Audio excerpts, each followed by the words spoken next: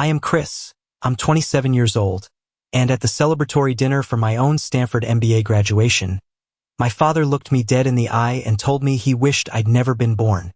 Before I tell you how I walked out of that restaurant and completely erased myself from their lives, let me know where you're watching from in the comments below. It's good to know we're all in this together. The clinking of silverware on porcelain sounded like thunder in the sudden silence. My mother's wine glass, halfway to her lips, froze in midair. Across the table, my professor, Dr. Miller, who had just been praising my thesis, looked like he'd swallowed a wasp. The entire private dining room at Delmonico's, a place I had chosen and paid for myself, was holding its breath. Every single person, my friends, my mentors, the managers from my new consulting firm, was staring at my father, Robert Adams, whose face was a mask of cold disappointment, and then staring at me. "We wish you'd never been born." The words didn't just hang in the air. They landed like physical blows. Each syllable was a punch to the gut, stealing the air from my lungs. This wasn't a heated argument. It was a declaration, a verdict on my entire existence, delivered with the casual cruelty of a man swatting a fly. For a split second, the world went blurry. I could feel the familiar sting behind my eyes, the hot shame creeping up my neck. The old me, the little boy who lived his life desperate for a scrap of approval, wanted to shrink into his chair, to apologize for what? For breathing? For succeeding? For daring to celebrate a milestone he thought would finally make them proud? But then, something inside me snapped. Not with a loud crack, but with a quiet, clean break. It was the sound of the last thread of hope finally giving way. The hope that had kept me sending money home, sacrificing opportunities, and biting my tongue for 27 years. I looked from my father's stony face to my mother's, who was now studiously avoiding my gaze, her expression a familiar mix of passive agreement and feigned helplessness. I stood up. My chair didn't scrape the floor. The movement was slow, deliberate. I felt a strange calm wash over me, the kind of clarity that only comes after the worst storm has passed. I looked my father in the eye. "Wish granted," I said. My voice was even devoid of the tremor I expected. "Live your lives as though your son, Chris, never existed." I let the words settle. I saw the flicker of shock in my father's eyes, the first crack in his arrogant facade. He expected me to cry, to beg, to crumble. He didn't expect this. The silence that followed was absolute. The party was over. But before I tell you what happened next, you need to understand how we got to this point. You need to understand the weight of being the wrong son. My entire childhood was a masterclass in comparison. There were two sons in the Adams household, but only one ever seemed to matter. My younger brother, Alex, was the sun around which my parents' world revolved. And I was just a shadow, a quiet, dutiful satellite orbiting his brilliance. Alex was going to be a doctor. That was the family mantra, repeated at every holiday, every family gathering, every parent-teacher conference. "Alex is so gifted," my mother would say, beaming. "He's going to save lives." And me? I was good at math. I was reliable.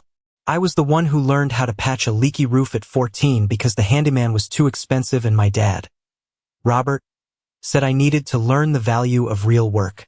I remember that October afternoon vividly. Rain was dripping into a bucket in the living room. Thump, thump, thump. A steady, maddening rhythm. I spent 6 hours on that roof in the cold drizzle, my fingers numb, my clothes soaked through. When I finally came down, shivering and covered in tar, I found my parents and Alex in the kitchen. They were celebrating.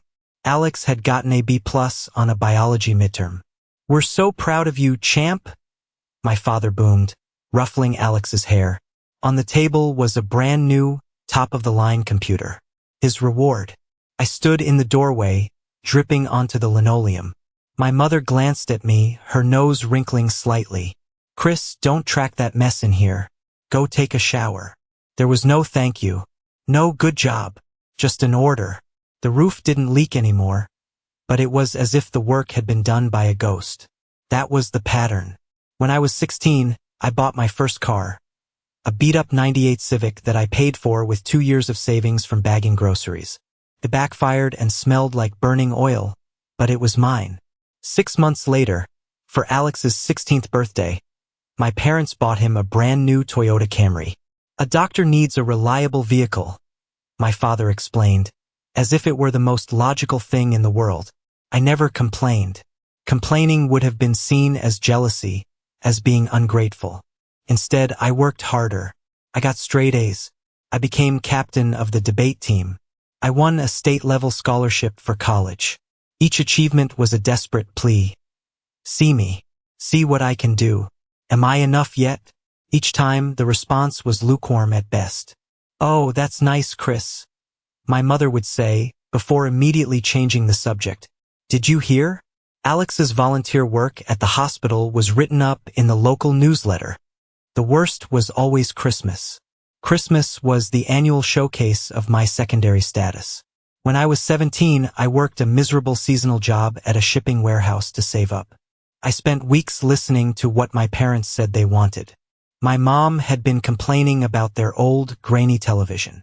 My dad had mentioned his favorite leather recliner was falling apart. I saved every single penny. I bought them a brand new flat-screen TV and a plush, comfortable recliner. I was so proud. I could barely sleep on Christmas Eve. I imagined their faces when they saw the gifts, the surprise, the pride. I imagined finally getting that hug that wasn't just a quick, obligatory pat on the back.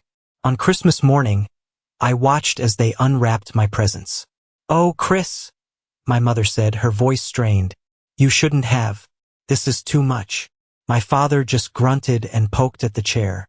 There was no joy, just a kind of awkwardness, as if my grand gesture had somehow inconvenienced them. Then it was Alex's turn. He handed them a single, clumsily wrapped package. Inside was a framed photo of himself in a lab coat, taken at a high school science fair. He'd scribbled on the back, "To the best parents, from your future doctor." My mother burst into tears, actual happy tears.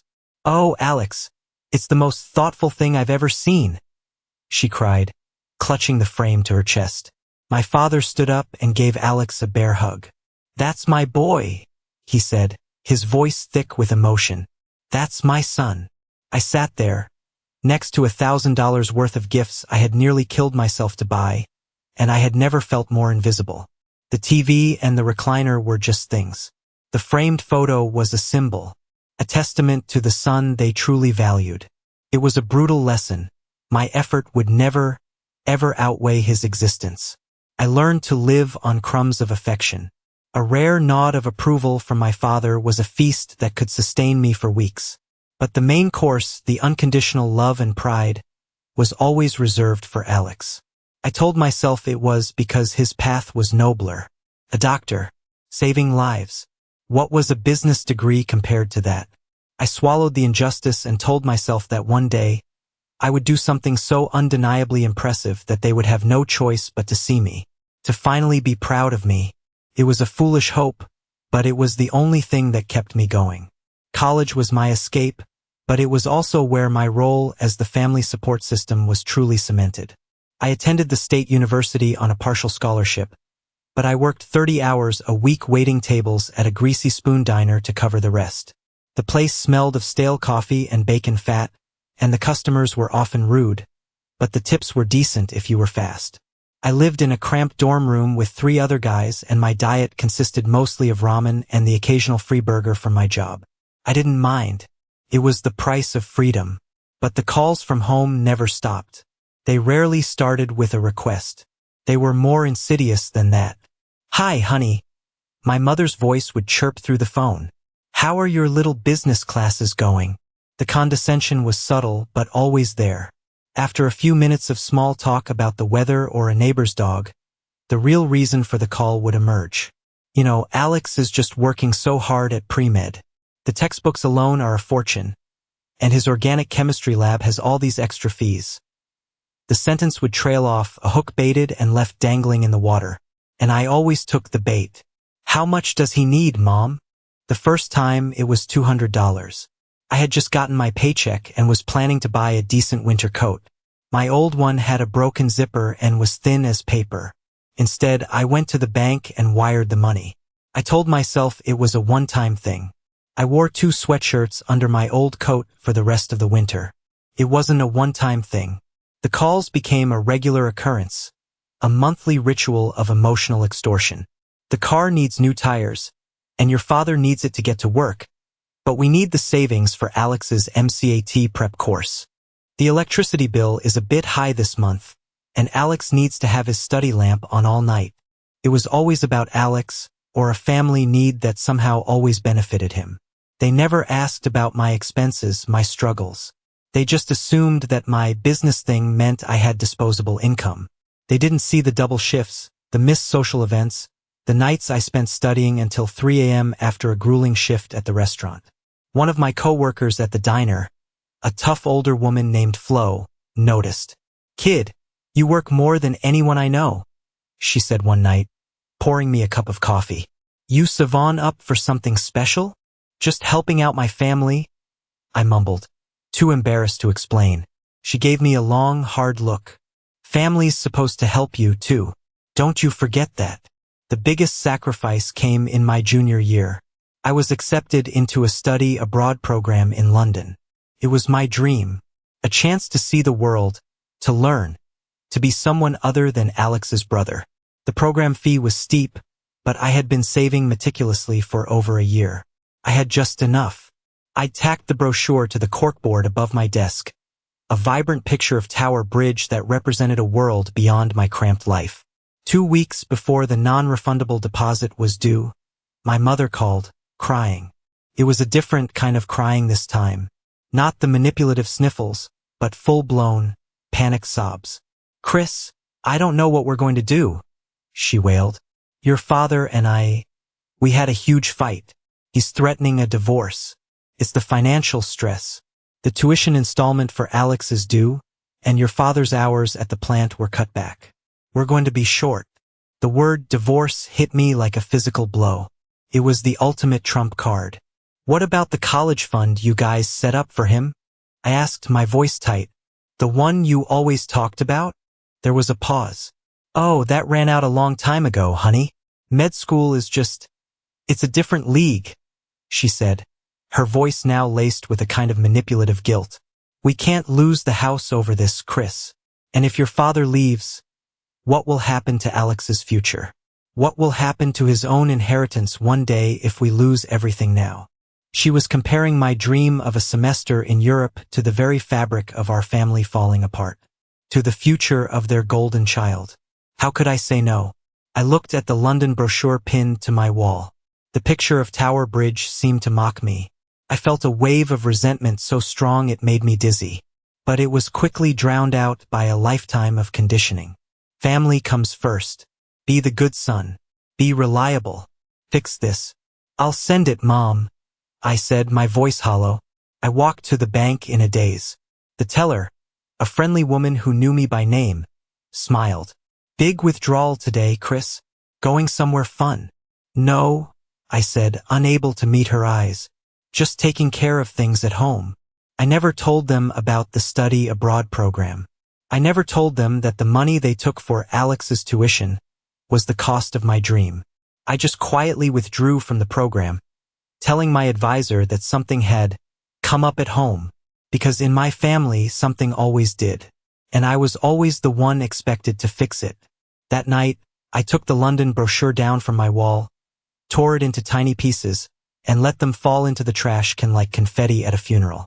Getting into Stanford for my MBA felt like a miracle. It was the validation I had been chasing my entire life. This wasn't just the state university anymore. This was Stanford. The name alone carried a weight that I thought even my parents would have to acknowledge. For 2 years, I worked harder than I ever had in my life. It was a world of brilliant minds and cutthroat competition, but for the first time I felt like I belonged. My professors saw my potential. My classmates respected my work ethic. I landed a dream internship that turned into a 6-figure job offer at a top consulting firm in Seattle 6 months before I even graduated. My life was finally taking shape, a shape that I had built with my own 2 hands on my own terms. And as graduation approached, that old, foolish hope began to stir again. This will be it, I told myself.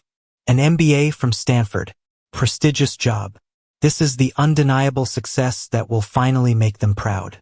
I decided to throw a graduation party.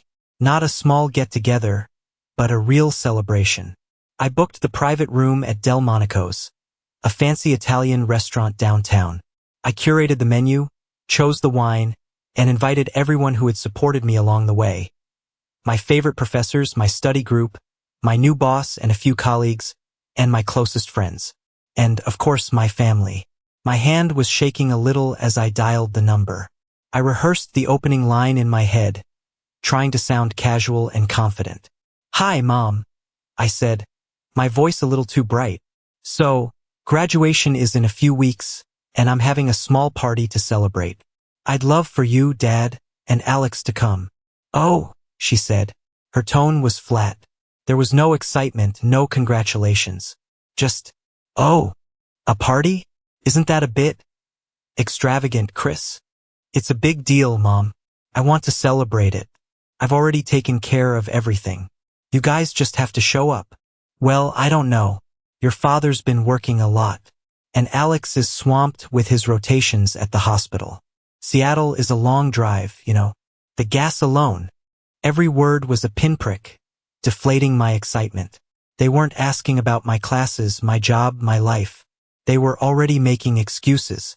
They were making my success sound like an inconvenience. "It would mean a lot to me if you were there," I said, the desperation clear in my voice. I hated how I sounded, like that little boy begging for a pat on the head. There was a long sigh on the other end of the line. "All right, Chris, I'll see what we can do. No promises." A few days later, my best friend from my undergrad days, Michelle, called to RSVP. She was the only one who knew the full extent of my family's dysfunction. "Delmonico's? Fancy," she said, her voice warm. "I'm so there. You deserve to celebrate in style." Then her tone shifted, becoming more gentle. "Are you sure about this, Chris? Inviting them, you know how they can be." "I have to, Mish," I insisted, pacing around my small student apartment. "This time will be different. It has to be. How can they not be proud of this? It's Stanford." I could almost hear her sad smile over the phone. "Because it's not about you, it's about them," she said, her voice laced with a wisdom I didn't want to accept. "Their approval isn't a prize you can win by being successful enough. It's not a competition. Don't set yourself up for a fall. Please, just manage your expectations." "You're wrong," I said, more to convince myself than her. "They'll see. They'll finally see." The night of the party, as I stood in front of my mirror adjusting my tie, I let myself dream. I pictured my father clapping me on the shoulder, a real smile on his face. I imagined my mother telling her friends, "That's my son, the Stanford graduate." I envisioned a night of healing, of acknowledgement. A night where I finally took my place in the family, not as the shadow, but as an equal. I clung to that belief like a life raft. As I walked into Delmonico's, wearing my best suit and a smile that felt both genuine and fragile, I truly believed that this night would be the beginning of a new chapter. The night my family finally saw me, I was so wrong. The party was in full swing by the time they arrived. The room was buzzing with happy conversation, laughter, and the soft clinking of glasses. My boss, Mr. Davidson, a man I respected immensely, was telling a story that had my colleagues roaring with laughter. Professor Miller was engaged in a deep conversation with some of my classmates. Michelle was by my side, a steady, smiling presence. It was perfect. I was surrounded by people who saw me, who valued me. For a moment, I forgot the gnawing anxiety about my family's arrival. And then they walked in. My parents, Robert and Susan Adams, and my Aunt Carol, my mother's sister. Alex was predictably absent. He got called in for an emergency shift. My mother announced to no one in particular, her voice carrying an air of importance.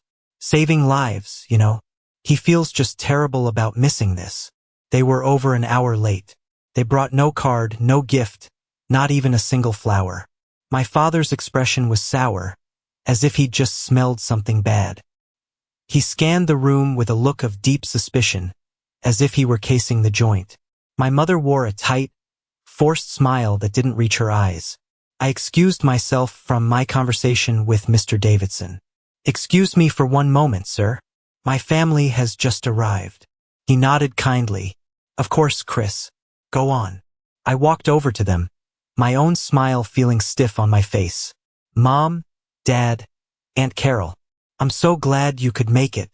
"Well, we're here," my father grunted, shrugging off his coat and handing it to me as if I were the coat check boy. My mother pecked the air near my cheek. "It's a very loud place, Chris. A bit much, don't you think?" Aunt Carol, a woman who had mastered the art of the backhanded compliment, looked around the elegant room. My, you must be making quite the salary to afford all this. I hope you're remembering to be responsible. It's easy for young people to get carried away." I tried to steer them towards the group. "I'd love for you to meet my boss, Mr. Davidson." I led them over. Mr. Davidson stood up, extending his hand with a warm smile. "Robert, Susan, a pleasure to meet you. You must be incredibly proud of Chris. He's a real star." My father gave his hand a single limp shake. "He does all right," he mumbled, before turning away to inspect a painting on the wall. My mother just smiled that tight, vacant smile. The conversation died instantly. It was excruciatingly awkward. I tried again with Professor Miller. "Professor, this is my family." "A delight," Professor Miller said warmly. But before he could say another word, my mother cut him off. "Oh, look, Robert," she said, pulling a photo out of her purse. "I have to show Carol this picture of Alex in his new scrubs. Doesn't he look like a real doctor?"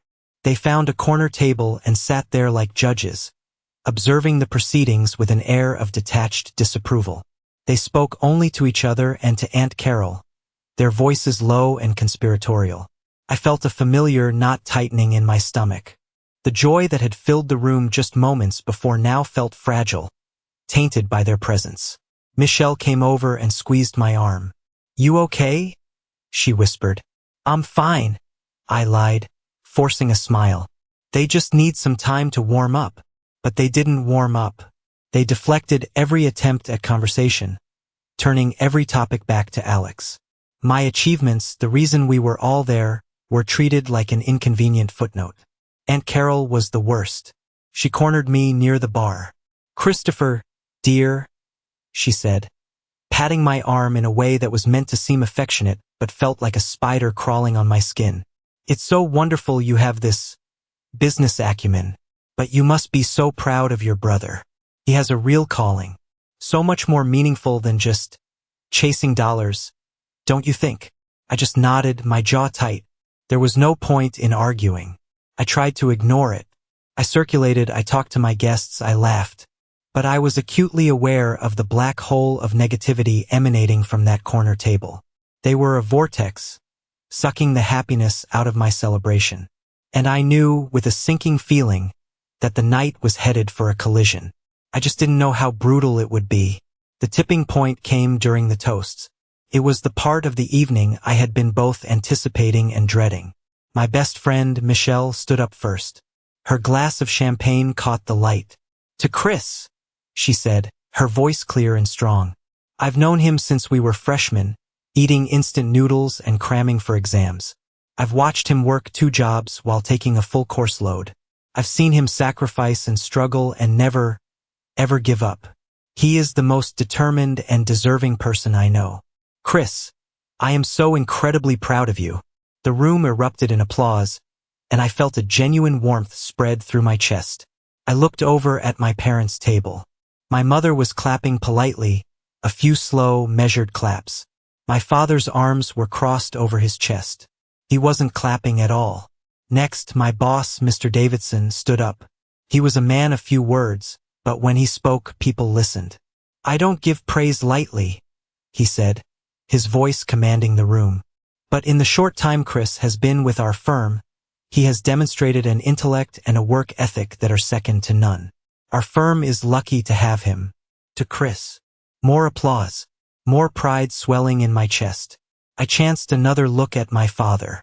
He was now examining a fork, as if it were the most fascinating object in the world.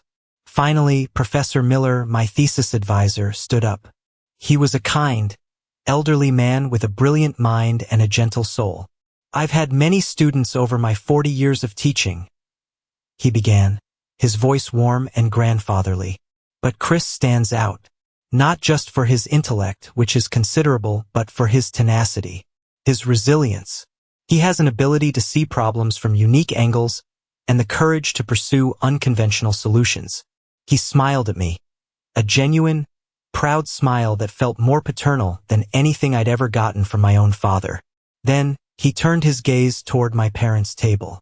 "Robert, Susan, you must be incredibly proud." It was a simple, kind statement, a social softball lobbed over the plate. All they had to do was smile and nod, agree with the esteemed professor, accept the compliment on behalf of their son. But they didn't. My mother picked up her wine glass and took a slow, deliberate sip. She placed it back on the table with a soft click. "Of course, we're proud of both our sons," she said, her voice just loud enough to carry across the hushed room. It had a brittle, defensive quality. "But it's like we always say, Alex is the one who's really making a difference in the world. Saving lives, it's a noble calling." A wave of uncomfortable silence rippled through the room. My friends shot me worried glances. Michelle's face hardened. Professor Miller's smile faltered. He looked confused, as if he'd misspoken or caused offense. My father, never one to be outdone, decided to drive the knife in deeper. He let out a short, humorless laugh, a sound like rocks grinding together. "An MBA is fine for making money," he said, waving his hand dismissively as if shooing away a fly. "But you can't compare that to the importance of being a doctor. It's a different league entirely." The humiliation was a physical thing. It was hot, prickly, and it washed over me in waves. He hadn't just insulted me. He had belittled my professors, my colleagues, and my entire field of study in one fell swoop. He had taken my proudest moment and thrown it back in my face like garbage. I looked at my cousin, Leo, who was sitting at a nearby table. We had been close as kids, building forts and riding bikes. He knew the whole story. He knew about the sacrifices, the blatant favoritism. I caught his eye, silently pleading for some kind of support, a nod, anything. He just looked at me with an expression of pure pity, then quickly looked down at his plate, suddenly fascinated by his half-eaten bread roll. It was a small betrayal, but it cut deep. He was choosing to stay silent, choosing their side, choosing not to make waves.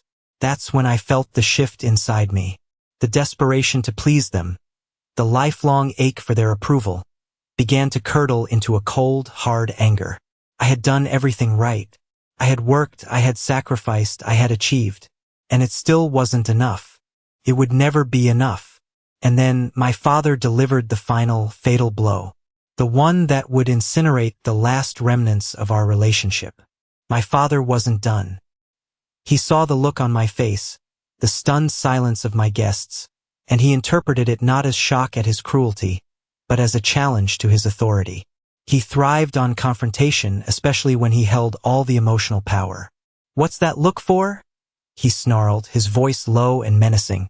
His knuckles were white where he gripped his water glass. "You think you're better than us now with your fancy degree and your big city job? Let me tell you something. We sacrificed for you, too. We put a roof over your head." The sheer audacity of it left me speechless. Sacrificed? They had sacrificed nothing. They had used me as their personal ATM, their emotional punching bag, their reliable, invisible son. The room was so quiet you could hear the fizz of the champagne bubbles in the glasses. I finally found my voice. Came out hoarse, raw with years of suppressed pain. "Sacrificed? When did you sacrifice?" My own question hung in the air, sharp and dangerous. "Was it when I was on the roof in the rain fixing a leak while you bought Alex a new computer? Or was it when I wired you my dream of studying abroad, so you could pay for Alex's extra fees?" My mother gasped, placing a hand over her heart as if I'd wounded her. "Christopher, how dare you bring that up here? This is not the time or the place." She was trying to shut it down, to shame me back into silence. "No, this is the perfect time and the perfect place," I countered, my voice growing stronger with every word. I felt something breaking free inside me. Because this was supposed to be the one night that wasn't about him. The one night you were supposed to be proud of me. But you couldn't even do that. You couldn't give me one evening without comparing me, without diminishing me, without making it clear that I will always be second best. My father's face was turning a dangerous shade of red. He stood up, knocking his chair back slightly. The full force of his narcissistic rage was now directed at me. "We gave you life," he boomed, his voice echoing in the silent room. "And this is the thanks we get? You're ungrateful. After everything, you're just an ungrateful, selfish boy." He leaned forward, his finger jabbing the air in my direction. And then came the words that ended everything, the words that set me free. "We wish you'd never been born." And that was it. That was the moment from the beginning of our story tonight. The moment the world stopped. The moment the old Chris died. As I described before, a strange calm settled over me. I stood up, feeling taller than I ever had in my life. I looked at my father, at my mother, at my aunt, and I saw them for what they were. Small, bitter people, incapable of the love I had so desperately craved. "Wish granted," I said, my voice clear and steady. "Live your lives as though your son, Chris, never existed." I took my wallet out of my jacket pocket. I pulled out my credit card and placed it firmly on the center of the table. "For the meal," I said to no one in particular. It was another symbolic act. My final payment. The last thing I would ever give them. Then I turned, and without looking back, I walked out of the restaurant. I walked past the shocked faces of my friends and colleagues. Michelle made a move to follow me, but I gave a slight shake of my head. I needed to do this alone. I walked out into the cool Seattle night air, leaving behind the smoking crater of what used to be my family. I didn't know where I was going, but I knew one thing for sure. I was finally terrifyingly free. The days that followed were a blur of numb efficiency. I didn't break down. I didn't cry. I just moved. It felt like my emotions were encased in a block of ice, and all I could do was function around it. First, I found a new apartment. A small, one-bedroom place in Bellevue, across the lake from Seattle. My previous place had been a month-to-month student housing situation. This was my first real home. I spent a weekend looking at sterile, cookie-cutter complexes before finding a unit in an older, charming brick building. The landlady, a kind woman in her 70s named Mrs. Gable, had a warm smile and reminded me of my grandmother. "You've got a good, honest face," she said as I filled out the application. That simple, unearned kindness almost broke me. The day I got the keys, I walked into the empty space. The afternoon sun streamed through the large windows, illuminating dust motes dancing in the air. It smelled of old wood and fresh paint. It was quiet, so incredibly quiet. There were no ghosts of expectation lurking in the corners. I stood in the middle of the living room, and for the first time, I felt like I could breathe. Next, I handled communications. I went through my phone and deleted every number associated with that side of my life. My father, my mother, my aunt, even Alex. Then I blocked them. I went on social media, a place I rarely used, and systematically blocked them all. I wrote a single, brief email to my cousin Leo and a few other extended family members who had been at the party. As you witnessed, my parents and I have had a complete and final falling out. I am taking them at their word and removing myself from their lives, as they wished. I ask you to respect my decision. I wish you all the best. I knew it was harsh, but it was necessary. I needed a clean break, a total amputation. There could be no room for negotiation or guilt tripping. Then I threw myself into my work. My new job, which should have been a source of joy and excitement, became my sanctuary. The world of financial models, market analysis, and client presentations was logical. It had rules. Effort directly correlated with results. It was everything my family life was not. My boss, Mr. Davidson, who had witnessed the whole ugly scene, was a model of quiet support. He never mentioned the party. He just gave me the most challenging project he had, a high-stakes account that a senior consultant had been struggling with. "I think you can handle this," was all he said. It was a vote of confidence, and I grabbed onto it like a drowning man. Michelle was my rock. She called every day. She didn't push me to talk about it. She just checked in, told me a funny story about her day, and reminded me to eat. One Saturday, she showed up at my new, mostly empty apartment with a pizza and a six-pack of beer. We sat on the floor and ate in comfortable silence. "It's okay to not be okay, you know," she said softly after a while. "I know," I said. "But right now, not okay feels like a luxury I can't afford. If I let myself feel it, I'm afraid I'll fall apart. It's easier to just keep moving." She nodded, understanding. "Okay, then we move. What's first on the list for this new bachelor pad?" "A couch," I said, "and maybe a lamp." We spent the rest of the weekend at thrift stores and IKEA, buying mismatched but comfortable furniture. As we were assembling a complicated-looking bookshelf, laughing as we tried to decipher the Swedish instructions, I felt a flicker of something I hadn't felt in a long time. A simple, uncomplicated happiness. Later that week, while unpacking the last of my boxes from college, I found an old accordion file filled with financial records. Tucked inside was a folder labeled Family Support. Out of a morbid curiosity, I opened it. Inside were old bank statements, records of wire transfers. And then I saw it. A printout of a transfer from 3 years prior. A large sum, 5 figures. In the memo line, I had typed, "For Alex's supplementary college fund." The memory of the phone call, my mother's tearful voice, the London brochure, it all came rushing back. I stared at the piece of paper, a relic from a life that no longer felt like mine. At the time, I just put it back in the folder. I had no idea that this innocuous piece of paper would soon become the most important weapon in my arsenal. The silence from my family was deafening for about a month. Then the whispers started. They came indirectly, through the grapevine of extended family, a well-oiled machine of gossip and judgment that my Aunt Carol expertly conducted. The first volley came from my great-aunt Martha. She called on a Sunday morning, her voice dripping with syrupy disappointment. "Christopher, it's your Aunt Martha. I just got off the phone with your mother. She's heartbroken, absolutely beside herself. How could you abandon your family after all they've done for you? It's a sin, that's what it is." I didn't argue. I didn't defend myself.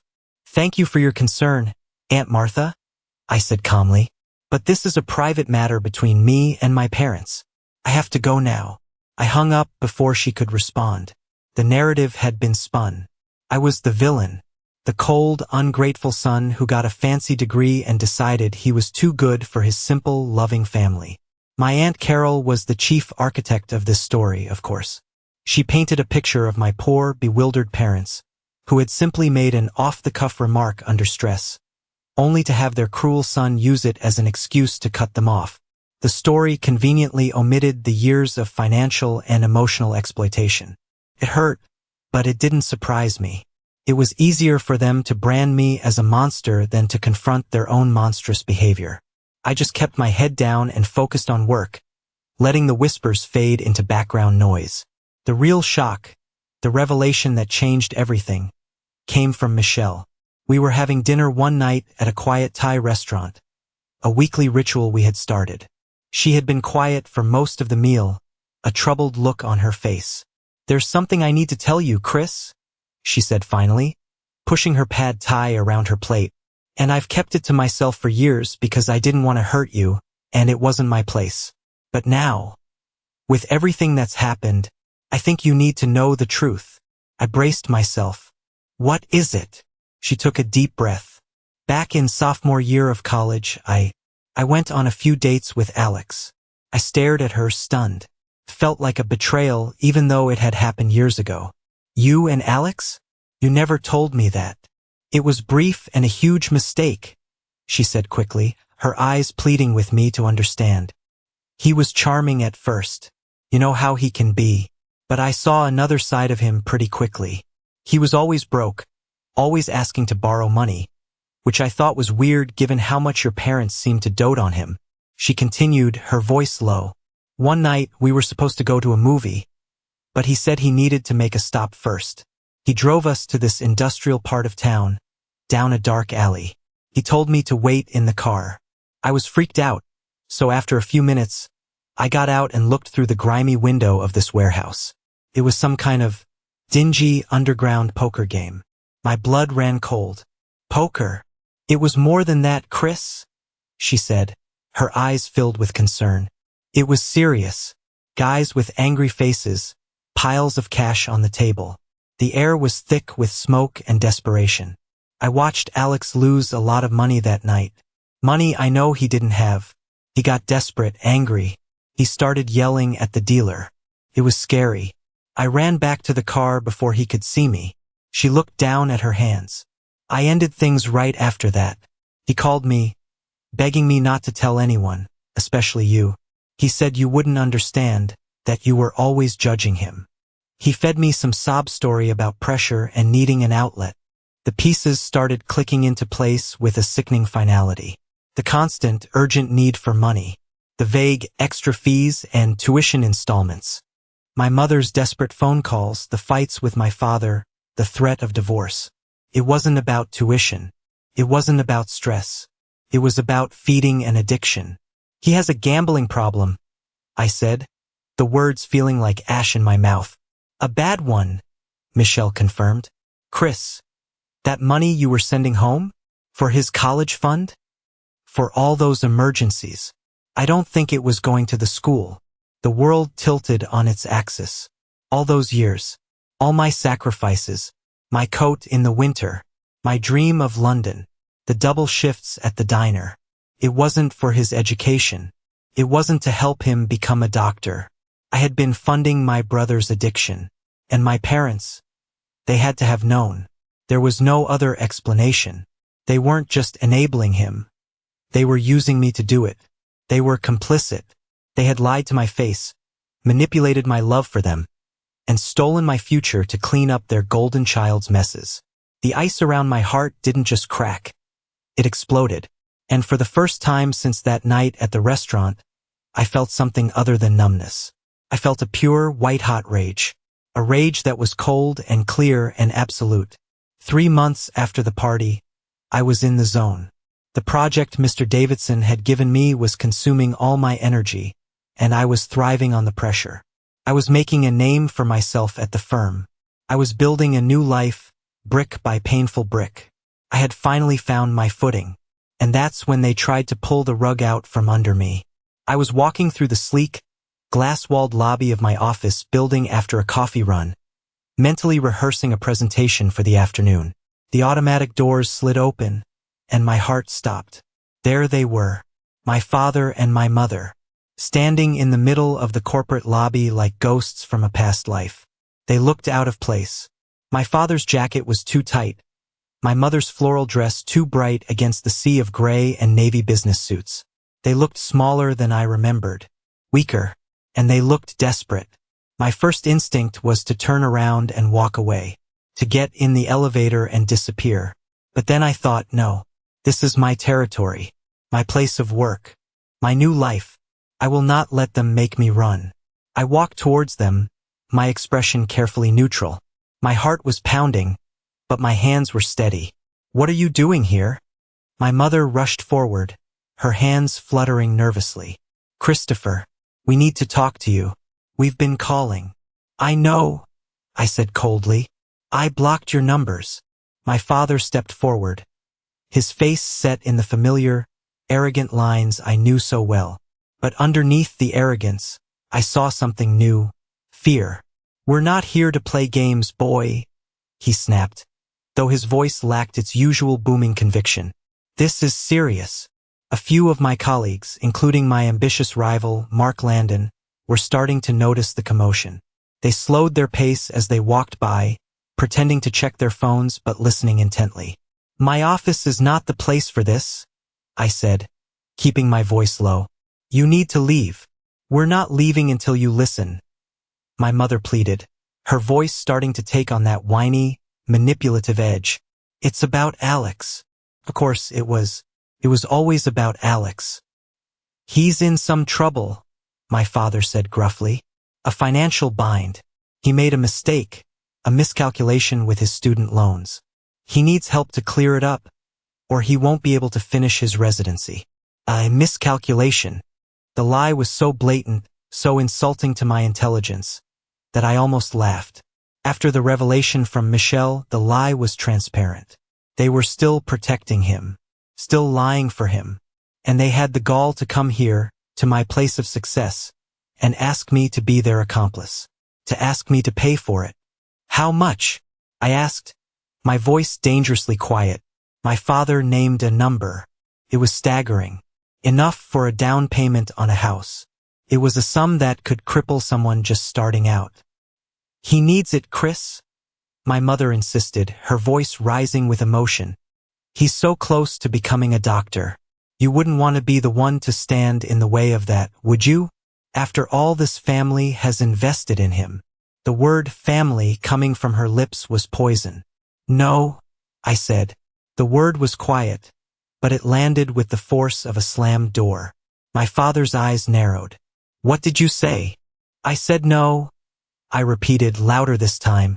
Mark Landon was now openly staring, a smug look on his face, clearly enjoying the drama. I will not give you a single cent.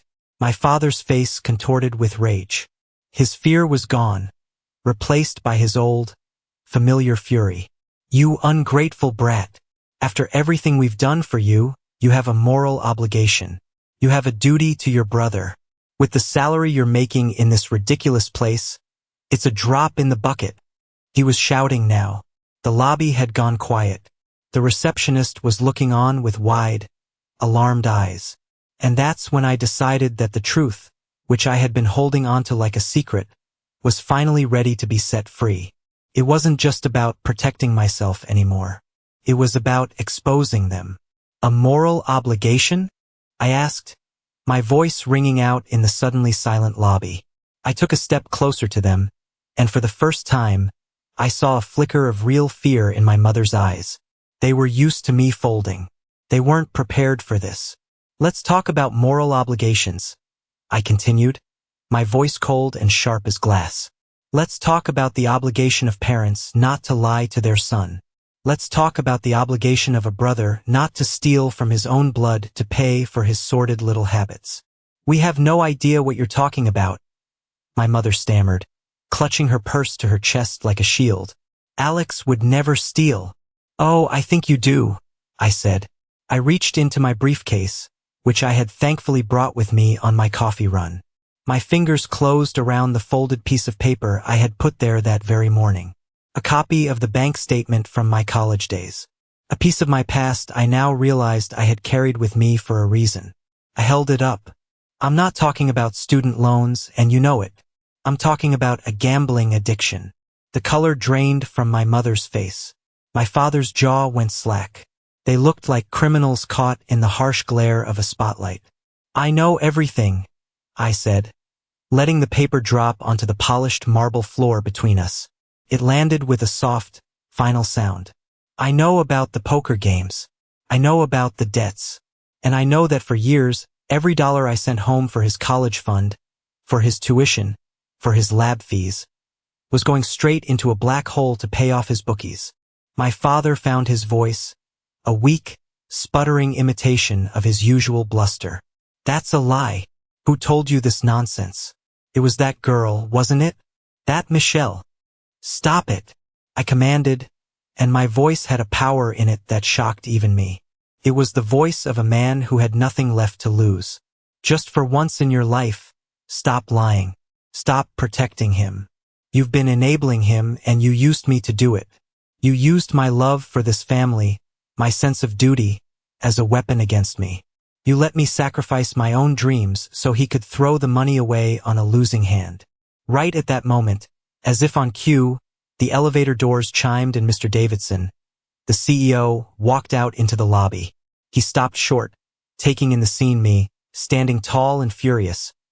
My parents pale and cornered, the bank statement lying on the floor like an indictment. His presence immediately raised the stakes.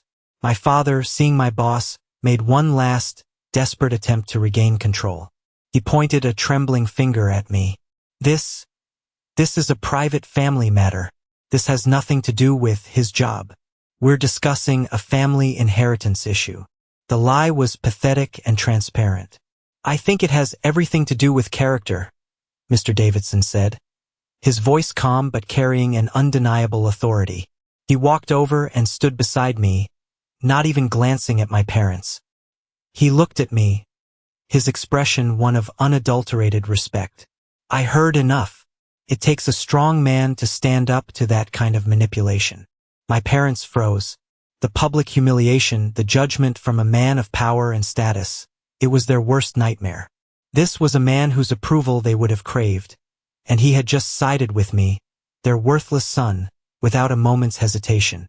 Mark Landon's smug look had vanished, replaced by one of genuine shock.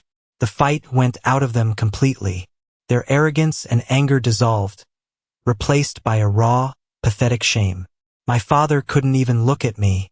My mother was staring at the floor, her shoulders slumped in defeat. They had been exposed, not just as liars but as failures. Their perfect golden child was a fraud, and their invisible son was the one who now held all the power. Their carefully constructed world had just been demolished in the lobby of my office, and all they could do was stand in the rubble, exposed and disgraced. Without another word, my parents turned and shuffled out of the lobby. They looked like two deflated balloons. The automatic doors slid shut behind them, sealing them out of my life for good. The lobby was still quiet. Mark Landon was staring at me, his usual smirk replaced by a look of stunned disbelief. The receptionist was peeking over her monitor, her mouth agape. Mr. Davidson put a firm, reassuring hand on my shoulder.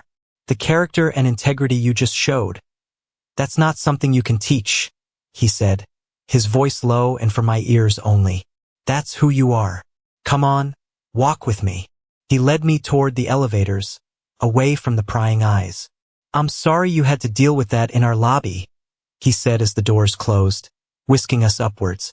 I'm sorry you had to witness it, I replied, my adrenaline starting to fade, leaving me feeling shaky. Don't be, he said, looking at me directly. It told me more about you than any resume ever could. You know, my own father was a difficult man. Not in the same way, but he was hard, demanding. I learned a long time ago that sometimes the most courageous business decision you can make is knowing when to cut your losses, even when it's personal. You just did that, with grace under pressure. We arrived at the executive floor. He led me into his spacious corner office, the Seattle skyline sprawling out behind him. The work you've done on the Peterson account has been exceptional, he continued, getting straight to business. You took a failing project and turned it around. We're giving you the lead on the full project rollout. It's going to come with a significant promotion to senior consultant and a raise to match. You've earned it, Chris. I was speechless. In the span of 10 minutes, I had lost a family and gained the respect I had craved my entire life, but from a source I never expected. It wasn't from my blood. It was from my merit. It was real. Later that day, Mark came by my desk. He stood there awkwardly for a moment, shifting his weight from foot to foot. Hey, Adams, he said, not quite meeting my eye. Look, I'm sorry you had to go through that. Thanks, I said, surprised. He let out a short, bitter laugh. You know, it's funny. I've been competing with you since day one. I was always jealous. I figured you were one of those guys who had it all. Great school, family money, everything handed to you. He shook his head, finally looking at me. Turns out, I was dead wrong. What I saw today, man, that was something else. You have my respect. He stuck out his hand. I shook it. It wasn't exactly an apology for being a jerk, but it was a form of acknowledgement, a truce. And in its own way, it meant something. The world I had built for myself, the world based on competence and character, was solidifying around me. It was real, and it was mine. A few weeks passed. The promotion was official and I was buried in work, but it was a good kind of busy. It was constructive, and for the first time, my future felt entirely my own. I had moved on. I assumed they had too. Then, one evening, my phone rang. It was an unknown number. I almost ignored it, but something made me answer. "Hello, Chris." It was my mother's voice. It sounded thin and broken, stripped of all its usual manipulative cheer. It was the voice of defeat. "How did you get this number?" I asked, my voice flat. I had changed it after the incident at the office. "I got it from your cousin Leo. He felt sorry for me." "Please don't hang up," she begged. I could hear her start to cry, the soft, gulping sobs I knew so well. They used to be my kryptonite, designed to trigger my guilt and my need to fix things. Now they were just noise. "What do you want, Susan?" I asked, using her first name. The small act of defiance felt monumental. It established a new dynamic. I was no longer her son, the child. I was an adult speaking to another adult who had wronged me. Your father and I, we're so sorry, Chris," she sobbed. "We made a mistake.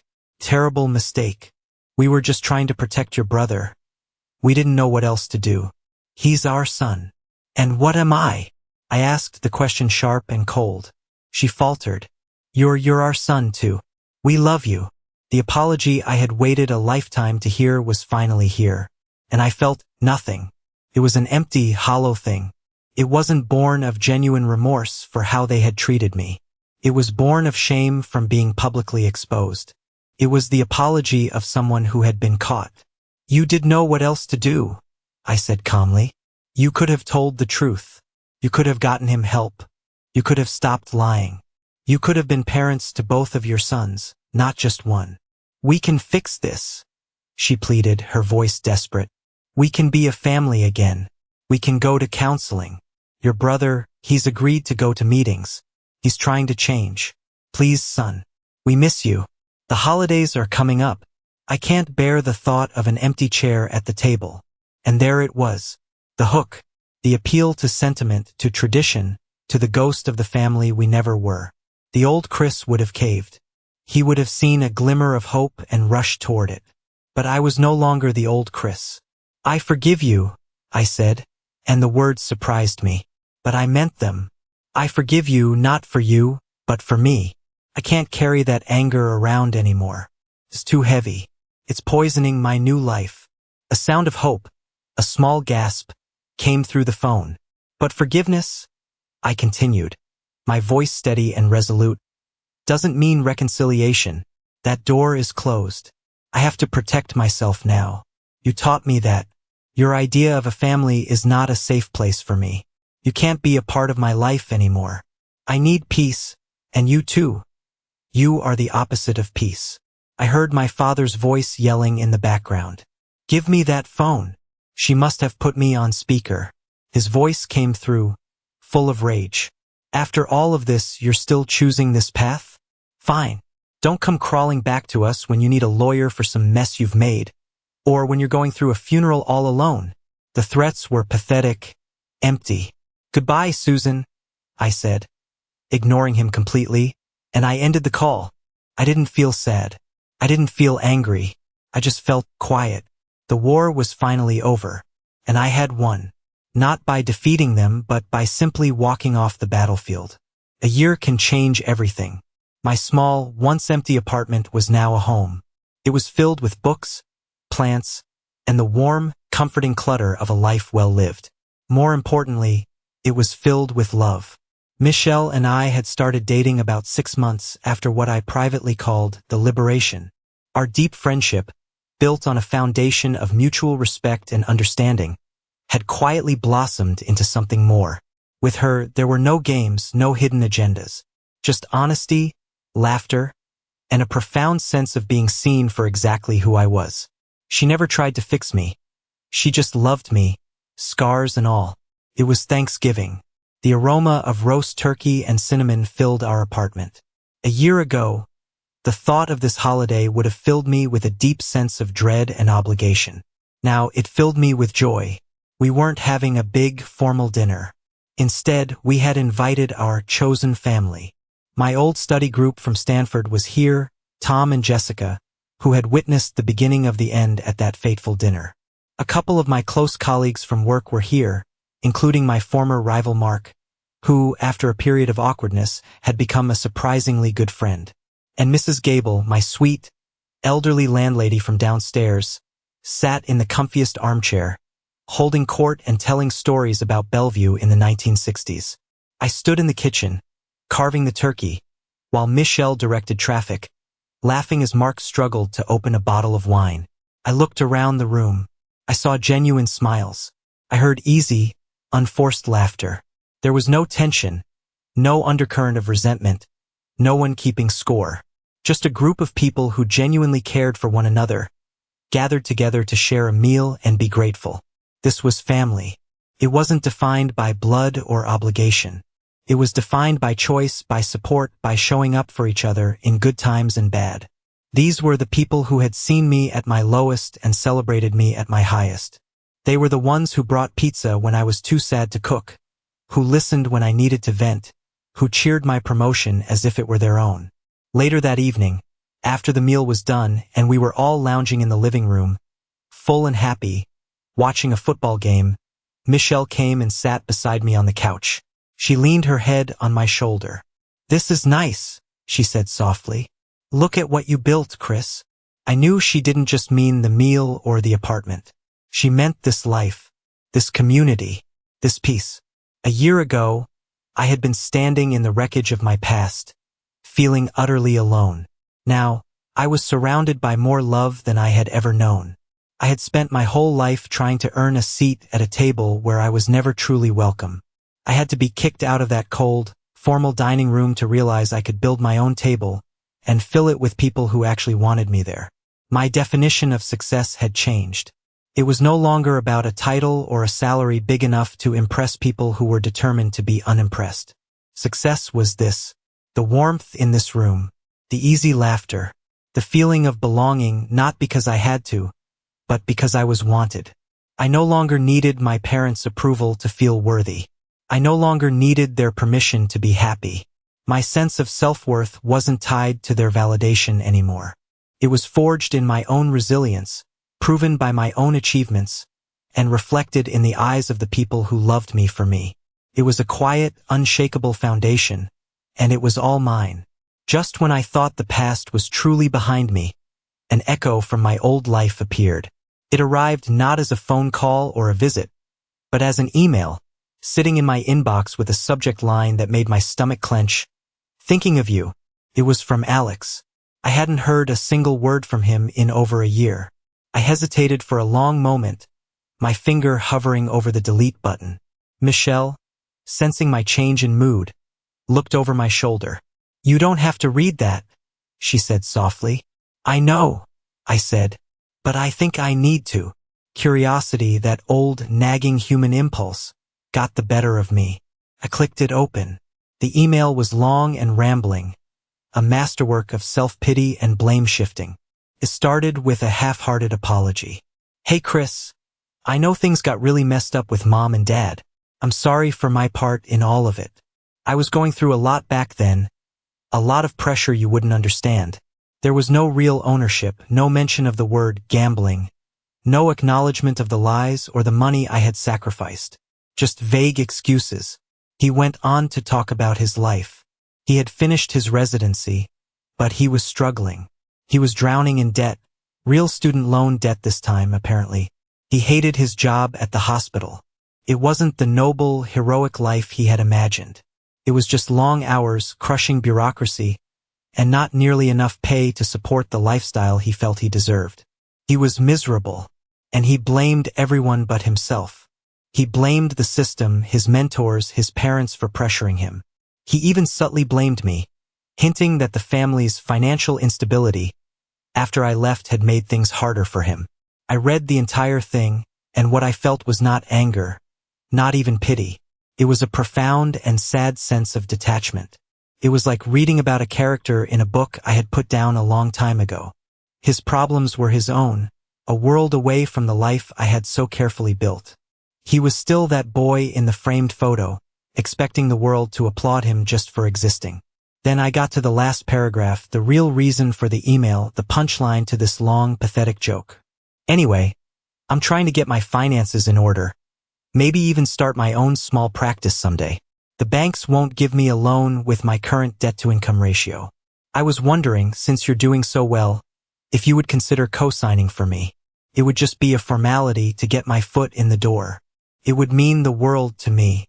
After all, we're still brothers. I stared at the screen and let out a short, sharp laugh. A laugh of pure, unadulterated disbelief. After everything, after a full year of silence, this is what he reached out for. Not to truly reconnect, not to properly atone, but to ask for something. Again. Some things, it seemed, never changed. The old Chris would have agonized over this. He would have felt the pull of guilt, the weight of that word, brother. He would have wondered if this was his one chance to have a relationship with him. But I wasn't the old Chris anymore. That man was long gone. I clicked reply. I typed out a short, simple response. My fingers didn't hesitate. Alex, I'm sorry to hear you're having a difficult time. I genuinely hope you find your way and get the professional help you need for your addiction. However, I am not in a position to co-sign a loan for you or provide any financial assistance. I wish you the best. Chris. I hit send without a moment's hesitation. I felt no guilt, no regret, just the clean, quiet click of a final door swinging shut. And as I closed my laptop, I felt an incredible sense of peace. The echo had faded. The past had no more power over me. My apartment has a small balcony that overlooks the city. It's my favorite spot. Tonight, I'm standing out here, leaning on the railing, watching the endless stream of headlights flowing like rivers of light below. The air is cool and crisp. Michelle is inside, making tea. I can hear the soft murmur of the television. It's a peaceful, ordinary night, and it's the most beautiful thing in the world. A year and a half ago, the thought of this peace, this quiet stability, felt like an impossible dream. My world was defined by a desperate, painful struggle for a love that was never really there. I thought that my value as a person was something that had to be granted to me by my parents. I had to earn it, prove it, achieve it. I was wrong. The pain of that night at the restaurant, the cruelty of my father's words, it was the worst thing that ever happened to me. And it was also the best. It was a fire that burned away all the lies I had been telling myself. It forced me to see the truth, that I couldn't keep setting myself on fire to keep others warm, that you can't get water from a dry well. My father's wish that I had never been born. In a strange way, it came true. The son they knew, the one who lived for their approval, the boy who would sacrifice his own dreams to fix their problems, did cease to exist that night. And in his place, a new man was born. A man who understood his own worth. A man who learned that boundaries are not acts of aggression, but acts of self-preservation. A man who understood that sometimes the most loving thing you can do for yourself is to walk away. I learned that the word family is a verb. It's about what you do, how you show up, the love you give and receive. It's not about a shared last name or a biological connection.